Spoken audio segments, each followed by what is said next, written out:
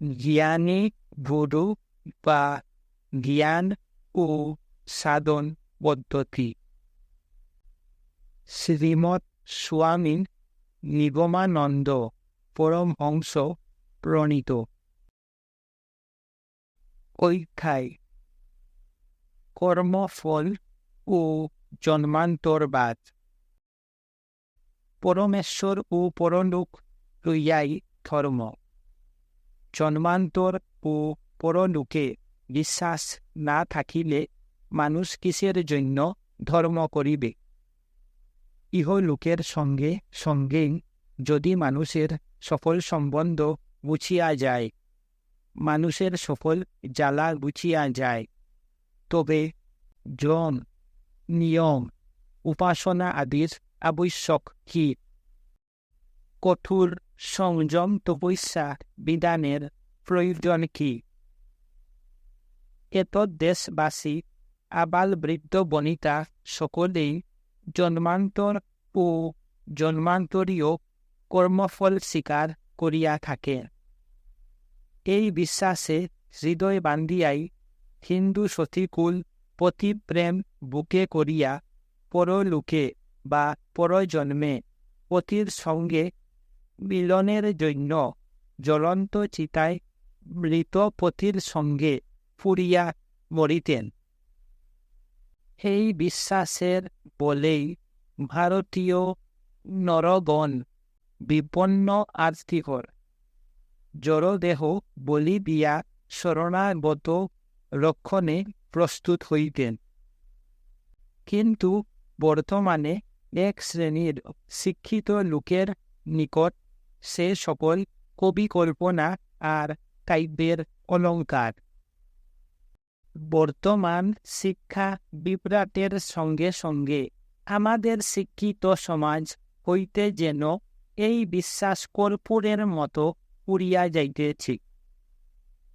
যদি জন্মান্তরীয় কর্মফল ভোগে প্রভৃতি আমাদের হৃদয় দৃঢ় বিশ্বাসের সহিত জাগরুক থাকিত, যদি আমরা আধ্যাত্মিক জীবন কথা, পরলোকের কথা, কর্মফলজনিত অদৃষ্টের কথা ক্রমে ক্রমে বিস্মৃতির তলে না চাপিয়া ফেলিতাম, তবে কখনোই ইহ জীবনে পাপের আগুন জ্বালিয়া দানবী দীপ্তিপূর্ণ চাহনিতে বাসনার বসাহুতি লইয়া দাঁড়াইতাম না। আবার খ্রিস্টিয়ান ও মুসলমানের ধর্মও জন্মান্তর স্বীকার করেন না, কিন্তু স্বর্গাদি লোকান্তর স্বীকার করিয়া থাকেন। তাহারা বলেন, মানুষ মৃত্যুর পর পাপ বা পুণ্য অনুসারে অনন্ত নরকে বা অনন্ত স্বর্গে গমন করে। তবে এমন হইতে পারে যে পাপ ও পুণ্যের তারতম্য অনুসারে যাহার পরিমাণ অল্প, অগ্রে সেই লোকে বাস করিয়া পশ্চাৎ অনন্ত নরকে বা অনন্ত স্বর্গে যাইবে। কিন্তু ইহাতে ঈশ্বরের প্রতি গুরুতর নিষ্ঠুরতা ও অবিচার আরোপ করা হয়। কেননা পরিমিত কাল কোটি কোটি যুগ হইলেও অনন্তকালের তুলনায় কিছু নহে। যাহাকে দয়ার সাগর বলি, তিনি যে এই অল্পকাল পরিমিত মানুষ জীবনে কৃত পাপের জন্য অনন্তকাল স্থায়ী দণ্ডবিধান করিবে, ইহা অপেক্ষা অবিচার ও নিষ্ঠুরতা আর কি আছে? এতএব অবশ্য স্বীকার করিতে হইবে যে অনন্তকালের জন্য স্বর্গ নরক ভোগ বিহিত হইতে পারে না। পরব্রহ্মে লীন হওয়াও সম্ভবপর নহে, কেননা স্বর্গ নরকে জ্ঞান কর্মাদির সাধনা হয় না। তবে আত্মা কোথায় যায়? আবার সংসার পানে দৃষ্টিপাত করো, দেখিবে জগতের কোথাও সমতা নাই। বিবিধ বিষয় বাসনা বিজড়িত অনন্ত সুখ দুঃখপূর্ণ সংসারে অসংখ্য লোক সকল ইহলোকে কেহ নানা সুখ ভোগ করিতেছে, কেহ দুঃখ দুর্দশায় কষ্ট পাইতেছে, কেহ আজীবন সুখের ক্রুরে লালিত পালিত ও পরিধারিত ও পরিবর্ধিত হইয়া আনন্দে উৎসাহে উজ্জীবিত হইয়া আমোদ সম্ভোগ করিতেছে, এবং কেহ রোগে সুখে জর্জরিত হইয়া মন দুঃখে কাল যাপন করিতেছে। কেহ ধনীর গৃহে সুখের সংসারে জন্মগ্রহণ করিয়া মহাসুখে বাল্য যৌবন অতিক্রম করিয়া বার্ধক্যে সংসার সাগরের উত্তাল তরঙ্গমালার ঘাত প্রতিঘাতে প্রতিনিয়ত বিধ্বস্ত হইতেছে। কেহ আমরণ বৃক্ষতলবাসী হইয়া দুয়ারে দুয়ারে ভ্রমণ করিয়া ভিক্ষালব্ধ অন্ন দ্বারা উদরপূর্তি করিতেছে। কাহারাও দুধে চিনি, কাহারাও সুখ আন্নে বালি। এইরূপ বিবিধ অবস্থা বৈষম্যের কারণ কি? অনন্ত করুণা নিদান ন্যায়বান ভগবান পক্ষপাত পরিশূন্য। তিনি ক্ষুদ্র বৃহৎ, রাজা প্রজা, ধনী নির্ধন, পণ্ডিত মূর্খ, সুখী দুঃখী সকলকেই সমান চক্ষে দেখিয়া সমান স্নেহ বিতরণ করিয়া থাকেন।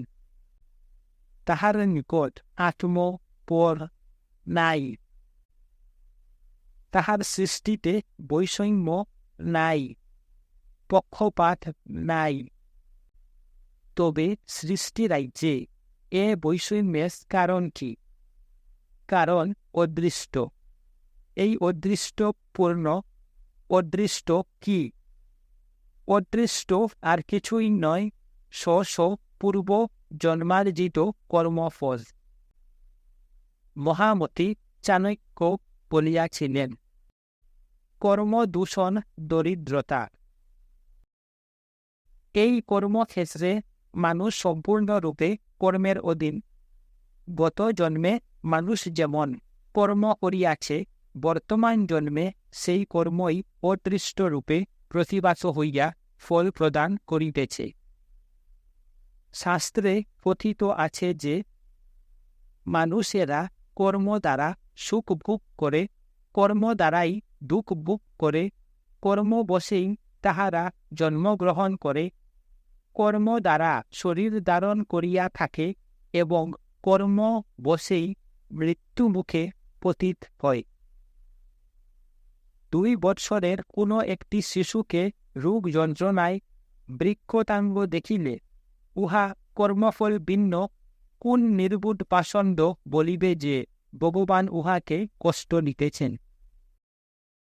এই সমস্ত কারণে আর্য জাতির জন্ম জন্মান্তর বাদে দৃঢ় বিশ্বাস।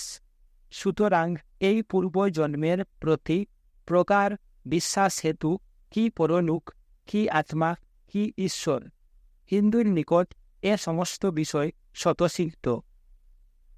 হিন্দু ধর্মের এ বড় সামান্য গৌরবের বিষয় নহে। পাশ্চাত্য বৈজ্ঞানিকগণ স্বীকার করেন যে এ জগতের কোনো পদার্থের একেবারে ধ্বংস নাই। হিন্দু ধর্মেরও সেই মীমাংসা। যদি স্থূল দেহের ধ্বংস না হয়, তবে কামনাময় সূক্ষ্ম মানস শরীরের ধ্বংস হইবে কেন? স্থূল দেহের পদার্থ সকল মৃত্যুর পর সমজাতীয় পদার্থে মিলিত হয় মাত্র। প্রাকৃতিক নিয়ম অনুসারে মানুষের মৃত্যু হইলে যখন স্থূল দেহের বিনাশ হইতে থাকে, তখন সূক্ষ্ম দেহেও স্থূল দেহ হইতে বিচ্ছিন্ন হইয়া সমজাতীয় জীবে সমাকৃষ্ট এবং নবজীবনে সমুদ্ভূত হয়। তাই ভগবান গীতায় বলিয়াছেন, যেমন মনুষ্য জীর্ণ বস্ত্র পরিত্যাগ করিয়া নূতন বস্ত্র গ্রহণ করে, সেই রূপ জীব জলৌকার ন্যায় উত্তর দেহকে অবলম্বন করিয়া পূর্বের জীর্ণ দেহ পরিত্যাগ করিয়া থাকে। যে যে জাতীয় পদার্থ সে জাতীয় পদার্থে মিলিত হয়। ইহাই ভগবানের সংকর্ষণ শক্তির নিয়ম। অন্যান্য ধর্মের ন্যায় হিন্দু ধর্ম ঈশ্বরকে জীবের পাপ পুণ্য বিচারের জন্য বিচারাসনে স্থাপিত করেন নাই। ইহাও হিন্দুদিগের যথেষ্ট গৌরবের কারণ। মানুষ এই দেহেই নানারূপ দেহান্তর প্রাপ্ত হইতেছে। তোমার বাল্যকালে যে দেহ থাকে, যৌবনে কি সে দেহের কিছু থাকে? না, যৌবনে এক নূতন দেহের সৃষ্টি হয়। বাহ্য বিজ্ঞান মতে প্রতিক্ষণ দেহাভ্যন্তরে সৃষ্টি স্থিতি ও লয় কার্য চলিতেছে। সেই নিত্য সৃষ্টি স্থিতি ও লয় কার্যেও প্রভাবে প্রতি 10 বৎসর অন্তর কি মানুষের নূতন নূতন দেহান্তর ঘটিতেছে না? যদি ঘটিয়া থাকে, তবে কৌমারের পরে যৌবন আসিলে মানুষের যে দেহান্তর, যৌবনের পরে প্রৌঢ়েরও সেই দেহান্তর, এবং প্রৌঢ়ের পর জরায়ু তদ্রূপ দেহান্তর।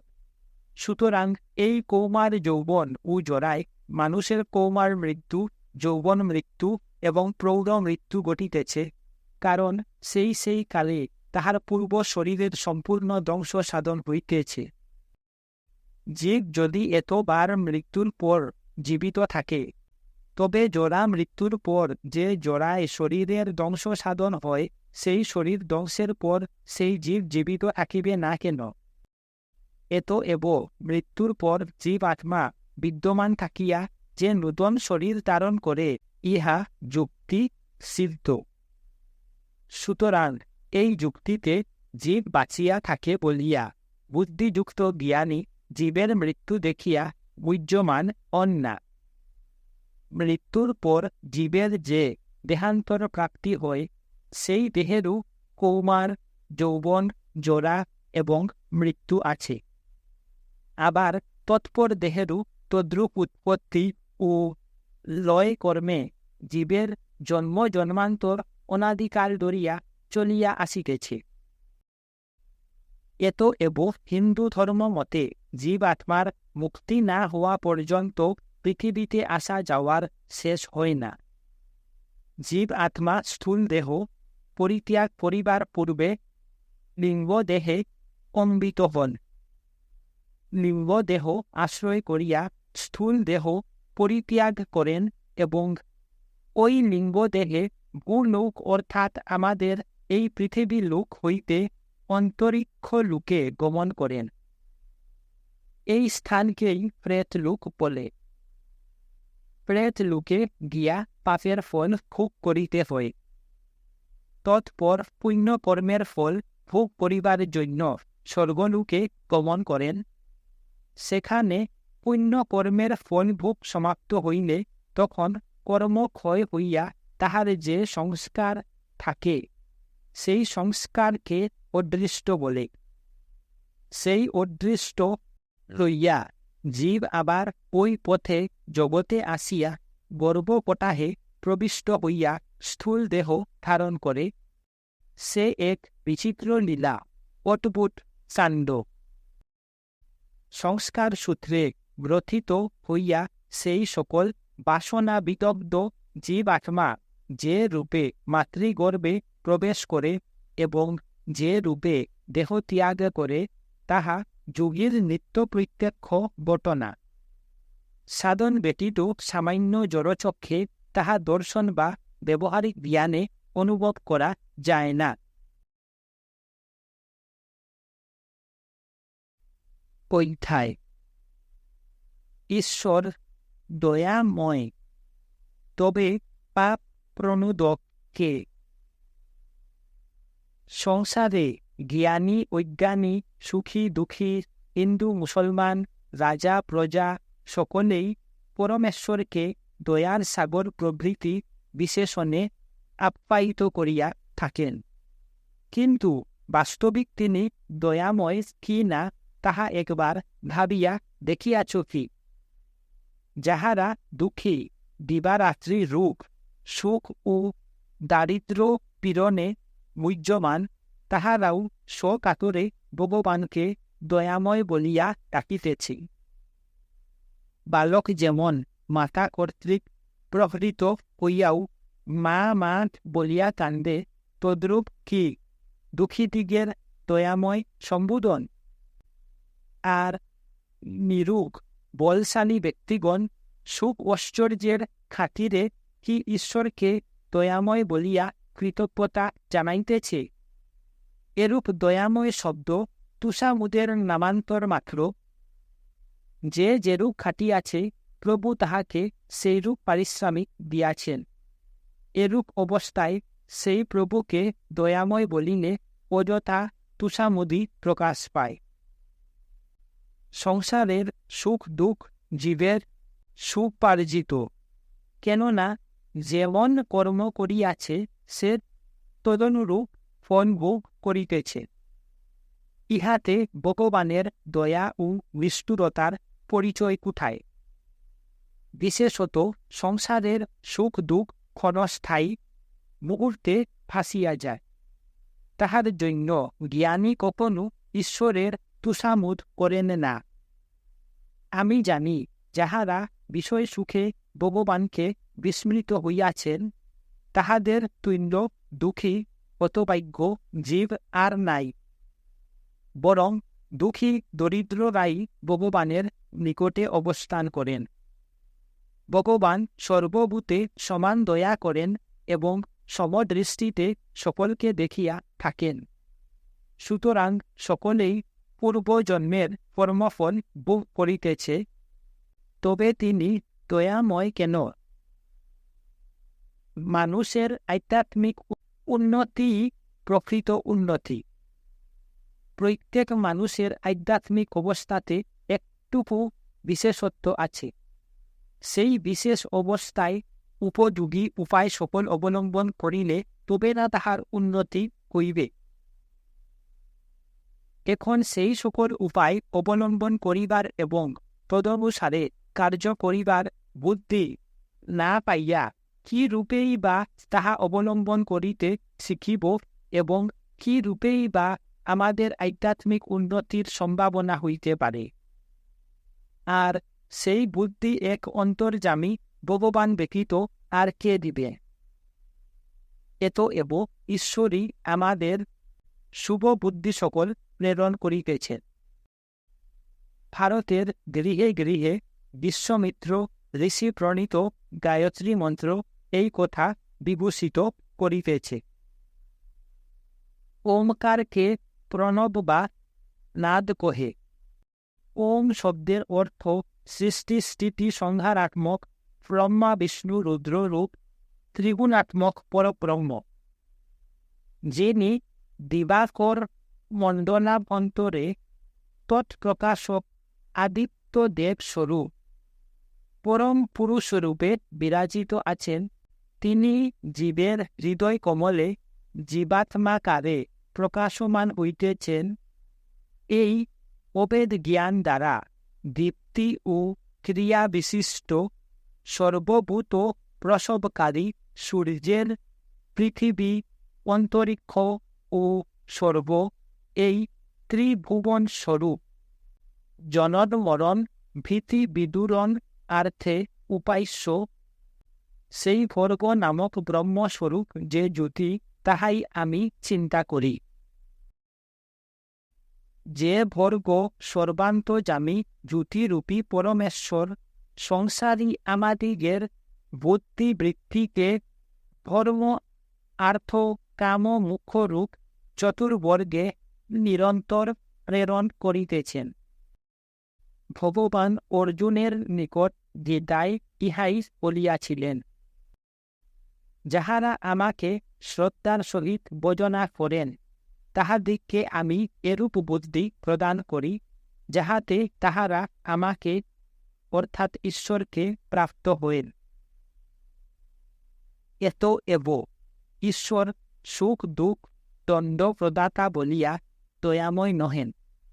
তিনি প্রতিনিয়ত আমাদিগকে ধর্মার্থ কাম মুখ্য প্রযোজক বুদ্ধিবৃত্তি সকল প্রেরণ করিতেছেন, তাই সন্ন্যাসী সংসারী সুখী দুঃখী সকলেই সমস্বরে তাহাকে দয়াময় বলিয়া ডাকিতেছেন। ইহাই তাহার দয়াময় নামের পরিচয়। ভগবান প্রতিনিয়তই শুভ বুদ্ধি আমাদিগকে প্রদান করিছেন বটে, কিন্তু অশুভ বুদ্ধি তিনি কদাপি প্রেরণ করেন না। অথচ ধর্মশাস্ত্রের স্থানে স্থানে এমন কথা আছে যাহা প্রথম দেখিলেই মনে হয় যে ঈশ্বরই পাপ করাইতেছেন, কিন্তু একটু আলোচনা করিলেই মনে হয় যে তাহা প্রকৃত ভাব নহে। এরূপ বিরোধাভাস স্থলে পূর্বাপর দেখিয়া সামঞ্জস্য করিয়া লইতে হয়। যদি ঈশ্বর পাপ করাইতেছেন এইরূপ হইত, তাহা হইলে শাস্ত্রকারগণ পাপকারীদিগের প্রতি দুর্বাক্য প্রয়োগ করিতেন না। তবে পাপে নিযুক্ত করে কে? ঠিক এই কথা অর্জুন ভগবানকে জিজ্ঞাসা করিয়াছিলেন। লোকে পাপ কর্ম করিতে অনিচ্ছুক হইলেও কে তাহাকে পাপ কর্মে নিয়োজিত করে? তাহাতে শ্রী ভগবান উত্তর দিলেন, যার ভাবার্থ এই যে মনুষ্য কাম ক্রোধের বশীভূত হইয়াই এই রূপ পাপ আচরণ করে। কাম দ্বারা জ্ঞান আচ্ছাদিত হইলে মানুষ প্রকৃত পথ দেখিতে পায় না। এই কারণে ইন্দ্রিয় সংযম অভ্যাস করিয়া কাম ক্রোধ প্রভৃতি রিপু সকলকে বিনাশ করিতে হইবে। এব দেখা যাইতেছে যে মানুষ আপনার দোষেই পাপ আচরণ করে। পাপ কর্ম যদি আমরা তাহার দ্বারা চালিত হইয়াই করি, তবে তাহার জন্য আবার আমাদিগকে শাস্তি ভোগ করিতে হয় কেন? ঈশ্বর এমন নিষ্ঠুর রাজা নহেন যে তিনি আমাদিগের দ্বারা তাহার মনোমত একটা কার্য করাইয়াও লইয়া পুনরায় তাহারই জন্য আমাদিগকে দণ্ড দিবেন। তবে কোন কর্ম ঈশ্বরের অনুমোদিত আর কোন কর্ম অনুমোদিত নহে, তাহা বুঝিতে গেলে আমাদিগের চিত্তশুদ্ধি আবশ্যক, ধর্মবোধ থাকা আবশ্যক। তাহা হইলেই অনায়াসে বুঝিতে পারিব। ঐক্ষায় ঈশ্বর উপাসনার প্রয়োজন।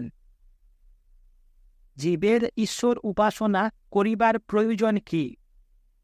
অনেকে মনে করেন ঈশ্বর মায়ামুক্ত পুরুষ, মায়াযুক্ত জীবের হিতার্থে যাহা করিতেছেন তাহা করিবেনই। তিনি সুখ দুঃখ স্তব নিন্দা ও পূজা প্রভৃতির অতীত। যাহা তাহার করিবার তিনি তাহা করিতেছেন। তখন ঈশ্বর উপাসনার প্রয়োজন কি? আমরা মায়াযুক্ত জীব, বিবেক বুদ্ধির বলে নীতিপথ অবলম্বন করিয়া চলিয়া যাই। ঈশ্বরের কাজ তিনি করিতে থাকুন, আমাদের কাজ আমরা করিতে থাকি। তুষামুদ তাহাকে প্রলুব্ধ করিবার প্রয়োজন কি?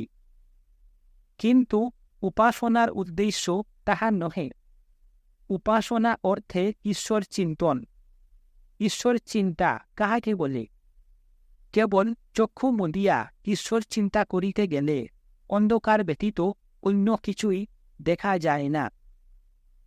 অধিকন্তু বিষয় চিন্তা শতবাহু সৃজন করিয়া সমস্ত হৃদয়খানা জড়াইয়া ধরে। স্তব, স্মরণ, পূজাদি এবং কায়মন বাক্যে কর্ম করিতে যে অচলা ভক্তি, তাহাকেই ঈশ্বর চিন্তন বলে। ঈশ্বরের তুষ্টার্থে তাহার স্তব করি না, পূজা করি না। তাহাকে চিন্তা করিয়া তৎসারূপ্য লাভ করিবার জন্য তাহার পূজা অর্চনা ও স্তব আদি রূপ উপাসনা করিয়া রাখি। ভ্রান্ত জীবের ভ্রম নাশ করিবার জন্য ঈশ্বর নিরত হওয়া আবশ্যক। চিত্তবৃত্তি নিরোধ করিয়া প্রকৃত ভগবৎ চিন্তা পরায়ণ হইতে না পারিলেও স্তব পূজাদি দ্বারা তত্ত্বজ্ঞানের উদয় হয়। তত্ত্বজ্ঞানের উদয় হইলে উৎকৃষ্ট গুণের উদয় হইয়া ক্রমে আত্মপ্রসাদ ও জন্মান্তরে উন্নতি হয়। কিন্তু চিত্তবৃত্তি নিরোধ করিয়া নিরন্তর চিন্তা দ্বারা তৎসারূপ্য লাভ হয়। আর ঈশ্বর চিন্তা না হইলে সর্বদা বিষয় বা পদার্থদের চিন্তায় কালাতিপাত করিলে অবান্তর বিষয় চিন্তা বাস্তবত প্রতীয়মান হয়। তখন জীব বিষয় চিন্তাতেই নিরন্তর মগ্ন থাকে এবং সংসার চিন্তা করিতে করিতে তাহার সংসারত্ব প্রাপ্তি ঘটে। তাই ভগবান শ্রীমদ্ ভগবতে বলিয়াছেন, যে ব্যক্তি বিষয় চিন্তা করে তাহার মন বিষয়তেই সমাসক্ত হয়, আর যে ব্যক্তি ঈশ্বরকে চিন্তা করে তাহার মন আমাতেই লয়প্রাপ্ত হয়। এতএব স্বপ্ন মনোরথের ন্যায় অসৎ চিন্তা পরিত্যাগ করিয়া আমার ভজনা দ্বারা সুবিত অন্তঃকরণকে আমাতেই সমাহিত কর। শ্রী ভগবান অর্জুনকে বলিয়াছিলেন, যিনি অনন্য চিত্তে সতত আমাকে স্মরণ করেন, হে পার্থ, সেই নিত্যযুক্ত যোগীর পক্ষে আমি সুলভ। বুদ্ধদেব ঈশ্বর চিন্তা বাদ দিয়া অনাসক্ত ও কর্মফল শূন্য হইয়া বিবেকের বশীভূত হইয়া কর্ম করিতে উপদেশ দিয়াছিলেন। তাই কালে বৌদ্ধ ধর্ম নাস্তিকতা ও জড়ত্বে পরিণত হইয়াছিল। ঈশ্বরের সকল, ঈশ্বরের অনুগ্রহের জন্য আমার সকল, এ প্রকার চিন্তা না করিলে আমৃত্যু যাইবে কেন? শিশু সন্তানের পক্ষে তাহার মাতৃস্তন্য যেরূপ উপাসনার দ্বারা যে অমৃত পান করা যায়, আত্মার পক্ষে তাহাও ঠিক সেই প্রকার। উপাসনার দ্বারা আমাদিগের আত্মা ক্রমশ অধিকতর দৃঢ় ও বলিষ্ঠ হইয়া উঠেন এবং অসংখ্য প্রকার বাধা অতিক্রম করিয়াও উন্নতির পথে যাইতে সমর্থ হন। উন্নতির পথে অগ্রসর হইতে হইলে আত্মার যাহা কিছু প্রয়োজন হয়, উপাসনা দ্বারা অতি সহজে সেই সমস্তই লাভ করা যায়। অধিক কি, উপাসনাই আত্মান সর্বস্ব। যাহাতে আমরা সর্বদা উপাসনা করিবার অধিকার পাই, তো জন্য পরমেশ্বরের নিকট সর্বদা আমাদের প্রার্থনা করা আবশ্যক। পঞ্চদশী শাস্ত্রে উক্ত আছে, উপাসনার সামর্থ্যবশত মুক্তির কারণ জ্ঞান উৎপন্ন হয়। উপাসনা ব্যতিরেকে প্রকৃত তত্ত্বজ্ঞান উৎপত্তির অন্য পথ নাই। আত্মবোধে বলা হয়েছে, আত্মরূপ অরণিকাস্তে সর্বদা ধ্যানরূপ মথন ক্রিয়া করিলে জ্ঞানরূপ অগ্নি উদিত হইয়া সমস্ত অজ্ঞানরূপ কাষ্ঠকে দগ্ধ করে। এতদ্ব্যতীত ঈশ্বরের উপাসনা দ্বারা আমাদিগের চিত্ত যেরূপ নির্মল ভাব ধারণ করে, আর কিছুতেই সেরূপ হয় না। শ্রীমদ্ ভাগবতে বলা হয়েছে, অগ্নি যে প্রকার সুবর্ণে প্রবিষ্ট হইলে সুবর্ণকে বিশুদ্ধ করে, অর্থাৎ খাদ মিশ্রণজনিত সুবর্ণের যে মলিনতা তাহাকে বিনাশ করে, পরমেশ্বরেও সেরূপ যোগীদিগের হৃদয়ে আবির্ভূত হইলে তাহাদিগের হৃদয়ের সমস্ত মলিনতা অর্থাৎ অশুভ বাসনা আদি বিদূরিত করেন। কোন দুর্বল অধিকারী অথচ নিরাকার পরব্রহ্ম উপাসক ব্যক্তির মুখে যাহার রূপ নাই, আকার নাই, তাহার কি ধ্যান করিব? এই রূপ উক্তি শুনিতে পাওয়া যায়। তাহাদিগের প্রতি বক্তব্য এই যে, পিতামহ ব্রহ্মা এই রূপে পরব্রহ্মের স্তব করিয়াছিলেন।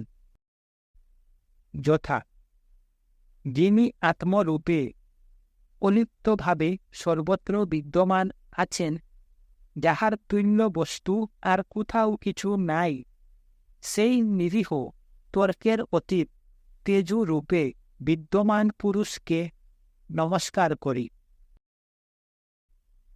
আবার পরব্রহ্মের জ্ঞান ও শক্তির ধ্যান করা যাইতে পারে। যথা, গায়ত্রীতে বলা হয়েছে, আমরা জগৎ প্রসবিতা পরম দেবতার উৎকৃষ্ট জ্ঞান ও শক্তির চিন্তা করি। সামান্য উপাসনা করিলে মুক্তি হয় না, যেহেতু সেই উপাসনা হইতে মুক্তির কারণ তত্ত্বজ্ঞান লাভ হয় না। যেমন মৃদু আঘাতে মর্মভেদ হয় না বলিয়া মৃত্যু হয় না, কিন্তু দৃঢ় আঘাত হইতে মর্মভেদ হইয়া মৃত্যু হয়। সেই রূপ দৃঢ় উপাসনা হইতে জ্ঞান জন্মিয়া মুক্তি হয়। সমস্ত দিবস অন্য মনস্ক থাকিয়া কেবলমাত্র একবার কি দুইবার মালা ঝুলা লইয়া বসিলে তদ্বারা মুক্তি হওয়া অসম্ভব। পুনঃ পুনঃ উপাসনা করা চাই এবং সমস্ত দিন উপাসনার ভাবে মগ্ন থাকা আবশ্যক।